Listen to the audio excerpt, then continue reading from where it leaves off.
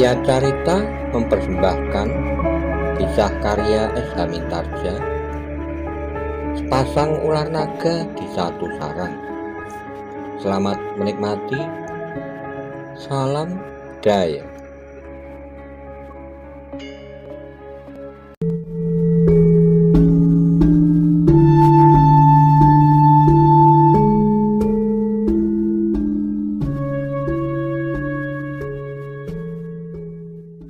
Monggo kula aturi subscribe, like, komen, saha share matur.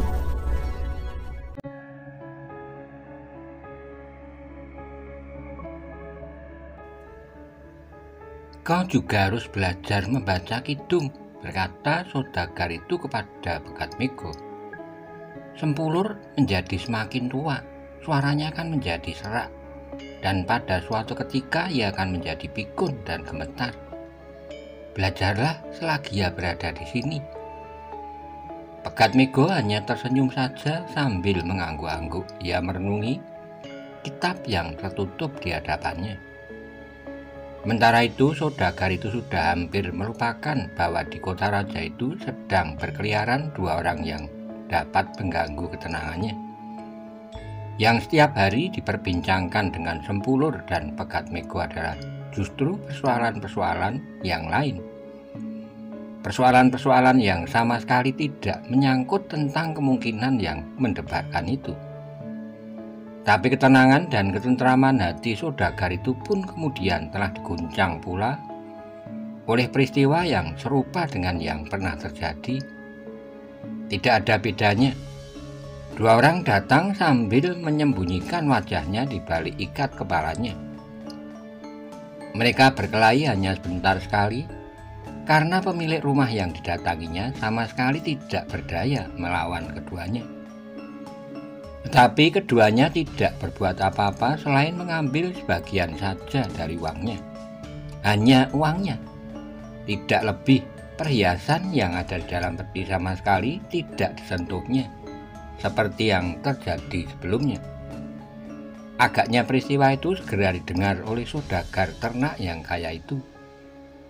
Ketakutan yang sangat mulai merambati hatinya kembali setelah ia hampir menemukan ketenangan. Saudagar itu seolah-olah sudah dapat mengambil kesimpulan bahwa saat berikutnya yang akan didatangi oleh kedua orang yang tidak dikenal itu adalah rumahnya. Mereka tentu akan segera datang, desisnya. Aku seakan-akan sudah pasti tidak ada orang lain yang lebih pantas didatangi selain aku. Apakah tidak ada orang lain yang lebih kaya dari paman? Bertanya Pegatmego. Ada, tetapi mereka benar-benar orang yang kaya. Mereka memiliki pasukan pengawal di rumahnya. Mereka seolah-olah ada prajuritnya yang dapat melindungi kekayaannya. Tapi aku tidak mempunyai pasukan pengawal, dan yang pernah didatangi oleh kedua orang itu sampai saat ini bukanlah orang-orang kaya yang sebenarnya itu. Yang didatangi adalah orang-orang yang memiliki sekedar kekayaan, tetapi tidak cukup banyak untuk melihara pasukan pengawal-pengawal. Di sini adalah Paman Sempulur, berkata Pegatmego. Ya, jawab saudagar itu. Namun kemudian, tetapi aku masih cemas. Mengapa, Paman? Ia hanya seorang diri. Tapi Paman Sempulur adalah seorang bekas prajurit. Saudagar itu mandang Sempulur dengan gelisah, lalu katanya, Sempulur, kau adalah orang yang baik.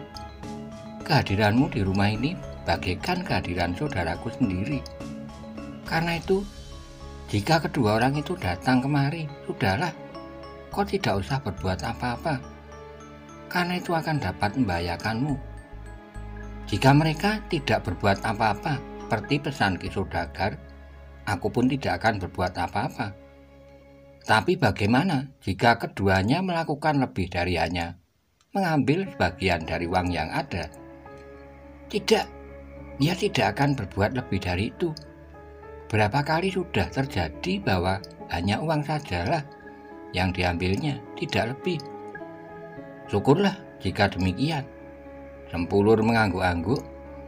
Tetapi bagaimanapun juga setiap kemungkinan akan dapat terjadi.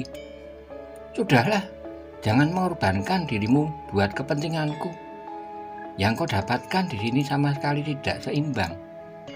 Jika kau harus mengorbankan dirimu, aku kira kedua orang yang berbuat demikian itu justru orang yang memiliki kelebihan dari orang kebanyakan. Sempulur tidak menjawab lagi selain mengangguk-anggukkan kepalanya. Demikianlah kehidupan saudagar ternak itu nampaknya masih tetap tenang. Istrinya sama sekali tidak tahu bahwa pernah terjadi sesuatu yang dapat membuat suaminya gelisah dan bingung. Jika ia melihat suaminya duduk merenung, ia selalu menyangka bahwa ada sesuatu yang kurang baik pada perhitungan dagangannya, sehingga ia mengalami sedikit kerugian. Sudahlah Kakang, ia selalu mencoba menghiburnya. Jika kau mengalami kerugian serba sedikit, janganlah dirisaukan. Kita tidak akan menjadi miskin karenanya. Kita sudah cukup kaya.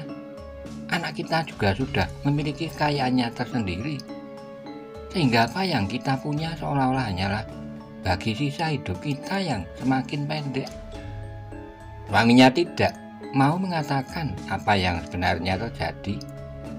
Karena itu ia selalu menjawab, "Baiklah Nyai, aku akan melupakannya, kekeliruanku yang kecil itu." Namun sebenarnya lah jantungnya bagaikan dicekam oleh ketakutan yang tidak terhindarkan lagi. Dari hari ke hari ternyata saudagar itu menjadi semakin gelisah. Rasa-rasanya saat itu pun menjadi semakin pendek. Bahwa dua orang akan segera datang untuk mengambil uang sebagian saja dari seluruh miliknya.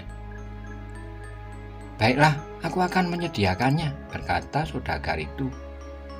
"Mengapa aku justru menjadi gelisah? Sudah berapa kali hal itu terjadi, dan yang beberapa kali itu tidak pernah menimbulkan persoalan yang gawat." Dengan demikian maka saudagar itu pun justru telah menyediakan uangnya dalam sebuah peti. Di dalam peti itu terletak sebuah peti lebih kecil, tempat ia menyimpan perhiasannya. Ia tidak mau menyembunyikan perhiasan itu, karena hal itu justru akan dapat menimbulkan kecurigaan dan perhatian tersendiri kepadanya. Tentu kedua orang itu menganggap bahwa ia tidak mempercayai mereka itu. Orang yang merasa dirinya tidak dipercaya akan dapat berbuat apa saja di luar dugaan, berkata saudagar itu di dalam hatinya. Namun sementara itu Pegat Mego dalam kesempatan tersendiri selalu mengharap agar dua orang itu benar-benar datang ke rumah itu. Jika kita dapat melihat atau memaksa mereka untuk melontarkan ilmu yang sebenarnya tersimpan pada mereka berdua, maka kita akan dapat mengetahui siapakah sebenarnya keduanya itu, berkata Witantra. "Ya," jawab Pegat Mego, "akan sangat menarik jika keduanya benar-benar orang dari lingkungan ilmu hitam itu. Akulah orang yang paling berkepentingan, dan agaknya mereka pun memang sedang mencari aku. Seharusnya aku tidak bersembunyi seperti sekarang ini, dengan nama dan keadaan yang lain daripada saat aku membunuh ketiga orang dari mereka. Mengapa kau harus menyatakan dirimu? Kau tidak usah berbuat demikian. Kau dapat berbuat demikian jika kau yakin bahwa kedua orang itu pun akan berbuat jantan, datang kepadamu dan menantangmu dengan dada tengadah." Maesa Bungalan hanya dapat mengangguk-anggukkan kepalanya. Meskipun sebenarnya ia merasa kurang mapan untuk bersembunyi saja terus-menerus. Jika semakin lama kedua orang itu bertindak semakin kasar, maka ia tentu akan merasa bersalah terhadap korban-korban yang berjatuhan. Tapi pembicaraan mereka berdua selalu terhenti jika saudagar kaya tempat mereka tinggal itu datang. Segera mereka pun mengalihkan perhatian mereka pada garis-garis di tanah dan potongan-potongan lidi yang mereka pergunakan sebagai alat permainan mereka, macanan atau mul-mulan. Namun agaknya dari hari ke hari kegelisahan menjadi semakin nampak pada saudagar itu. Meskipun kadang-kadang ia dapat menenangkan hatinya dengan menyediakan uangnya, tapi kadang-kadang terbayang kengerian yang sangat. Jika keduanya mengambil sikap lain, katanya di dalam hati, apakah Sempulur yang tua itu akan dapat menolongku? Meskipun Maeswagni seorang yang memiliki ilmu yang luar biasa, sehingga ia akan mampu menilai Sempulur, tapi tentu ketuaannya itu akan berpengaruh juga. Tapi saudagar itu tidak mengatakannya kepada siapapun, apalagi kepada Pegat Mego yang nampaknya menjadi semakin sesuai dengan Sempulur. Keduanya memiliki sifat yang hampir sama, rajin dan tidak mau duduk termenung tanpa berbuat sesuatu. Jika mereka memang tidak mempunyai kerja apapun juga, maka mereka pun sempat mempertajam otak mereka dengan permainan mereka, meskipun dengan alat-alat yang sangat sederhana. Sementara itu, selagi Sempulur dan Pegat Mego menunggu sampai pada suatu saat dua orang itu akan datang ke rumah saudagar kaya itu, maka di tempat lain agaknya seseorang telah menaruh perhatian juga pada kedua orang itu. Agaknya perbuatan kedua orang yang tidak dengan resmi dilaporkan itu terdengar pula oleh Linggo Dadi. Dengan demikian ia mulai merasa terganggu pula. Ia sama sekali tidak mau melihat wajah Dano yang seolah-olah meliputi seluruh Singosari itu, bergelombang betapapun kecilnya. Setiap peristiwa yang bersifat kekerasan tentu akan membangunkan prajurit-prajurit Singosari yang sudah mulai akan tidur lelap, berkata Linggo Dadi. Dengan demikian maka ia pun kemudian bersepakat dengan Linggopati untuk mengirimkan dua orang yang mereka percaya untuk menyesuaikan masalahnya. Aku tidak tahu siapakah mereka itu, tapi agaknya mereka adalah orang-orang yang memiliki kelebihan. Cobalah tangkap mereka hidup-hidup. Jika tidak mungkin, bunuh sajalah agar mereka tidak mengganggu ketenangan Singosari.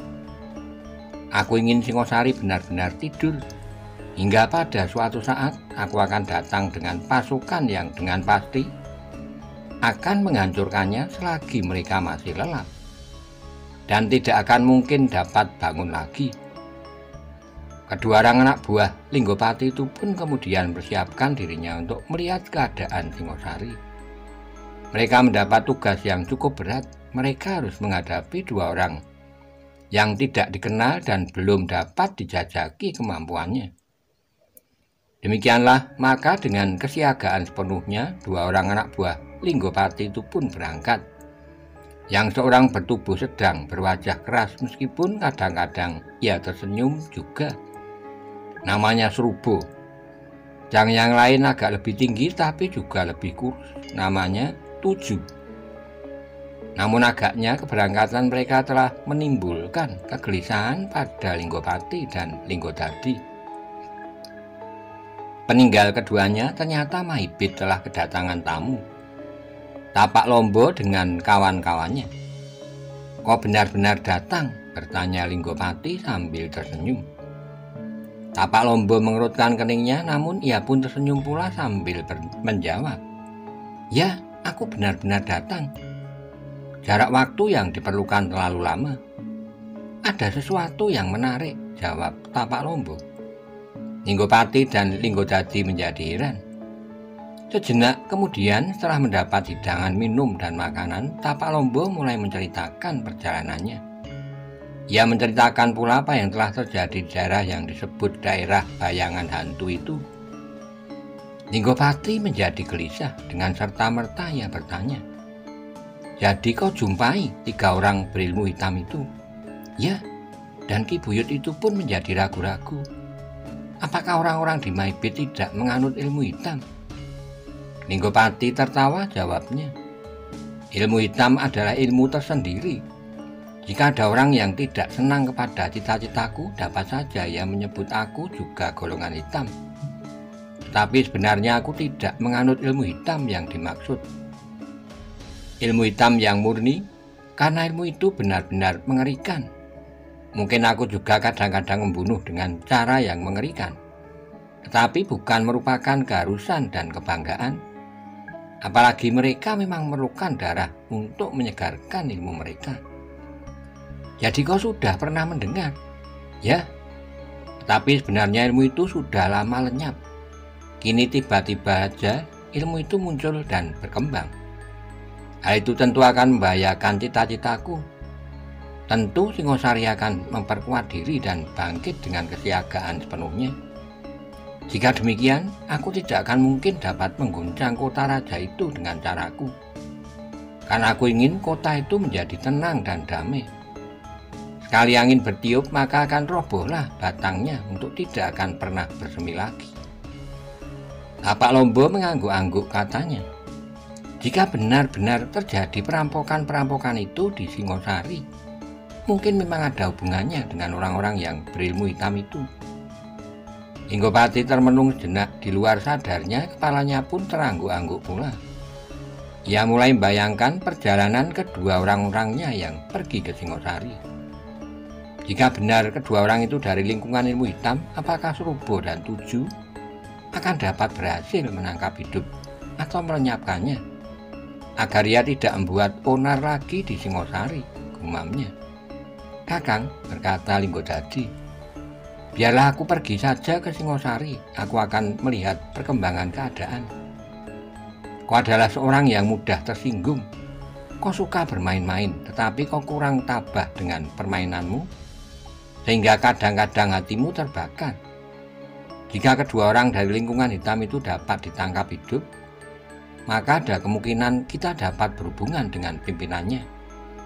Adalah tidak mustahil bahwa kita akan dapat bekerja bersama, seperti kita akan bekerja bersama dengan Tapak Lombo.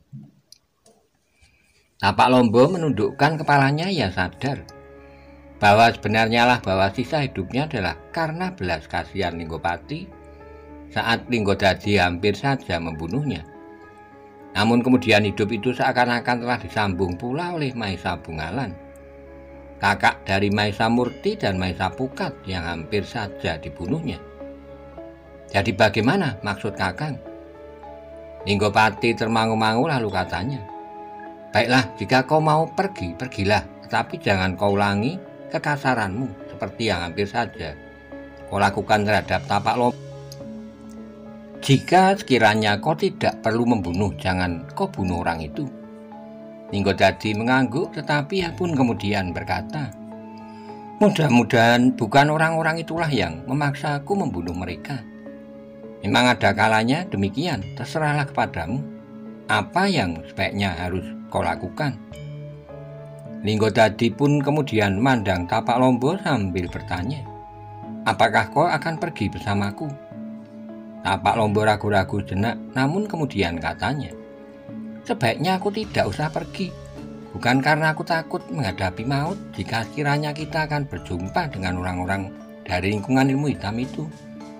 Tetapi aku adalah orang yang barangkali telah dikenal oleh 1-2 orang Singosari, sehingga mungkin aku dapat menghambat usahamu. Sebelum Linggodadi menjawab, Linggopati telah memotong. Biarlah ia tinggal di sini, ia akan menjadi beban bagimu. Lagi Tapak Lombo menundukkan kepalanya. Ia merasa bahwa dalam pembicaraan itu ia adalah orang yang seolah-olah tidak banyak berarti. Ilmunya masih belum dapat ikut diperhitungkan untuk menghadapi orang-orang dari lingkungan ilmu hitam. Bahkan Linggopati menganggapnya ia hanya akan menjadi beban Linggodadi di perjalanan. Dan apalagi mereka benar-benar bertemu dengan orang-orang berilmu hitam itu. Tapi Tapak Lombo harus menyimpan perasaannya itu di dalam hatinya betapapun pahitnya. Dalam pada itu maka Linggodadi pun segera mempersiapkan diri di saat fajar menyingsing di hari berikutnya. Maka ia pun segera meninggalkan Mahibit seorang diri. Ia akan menggabungkan dirinya dengan 2 orang yang telah berangkat lebih dahulu. Ia akan dapat menemukan kedua orang itu dengan memberikan ciri-ciri tertentu di sepanjang jalan-jalan kota Singosari sebagai pertanda kehadirannya. Ciri-ciri yang tidak banyak menarik perhatian tetapi akan segera dikenal oleh kedua orang kawannya itu. Dengan demikian maka di kota Singosari telah berkumpul beberapa pihak yang saling bertentangan. Bertentangan sikap dan cita-cita. Tapi ternyata bahwa Srubo dan Tuju yang sudah berada di kota raja itu bergerak lebih banyak dari Witantra dan Maesa Bungalan, yang hanya sekedar menunggu. Srubo dan Tuju tiap malam berkeliaran di jalan-jalan kota, tidak seperti kedua orang yang dikirim oleh mereka yang berada di dalam lingkungan ilmu hitam itu pula. Maka Srubo dan Tuju tidak memerlukan tempat tinggal. Mereka dapat berada di mana saja dalam panas yang terik dan dalam hujan yang lebat.